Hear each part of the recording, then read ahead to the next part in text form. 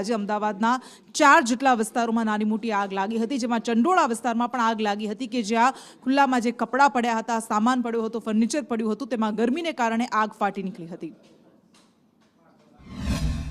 તળાવ ખાતે ગેરકાયદેસર વસાહત જે હતી અને તેને ડિમોલિશ કરી દેવામાં આવી છે અને જ્યાં કાટમાળ હતો ને તેમાં હવે અચાનક જ આગ ફાટી નીકળી છે.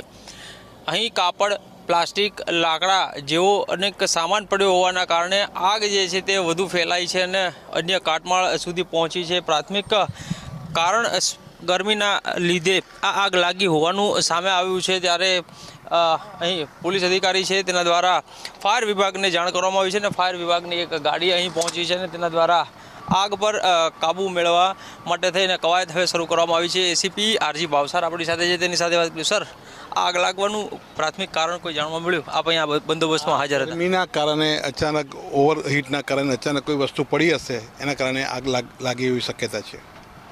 ફાયર વિભાગની કેટલી ગાડીઓ અહીં પહોંચી છે અને કેટલો ટાઈમ થયો સાહેબ આગ લાગે? આગ લાગ્યાને મારા ખ્યાલથી અડધો કલાકની આસપાસ થયો હશે. 20-23 મિનિટ થઈ હશે. જે પ્રમાણે અધિકારી છે તે કહી રહ્યા છે કે લગભગ અડધો કલાક જેટલો સમય થયો છે આગ લાગીને અને હાલ ફાયર વિભાગ છે તે અહીં પહોંચ્યું છે અને હવે આગ પર કાબૂ મેળવવામાં આવશે. કેમેરામેન સંદીપ રાઠોડ સાથે કશ્યપ જોશી, સંદેશ ન્યૂઝ, અમદાવાદ.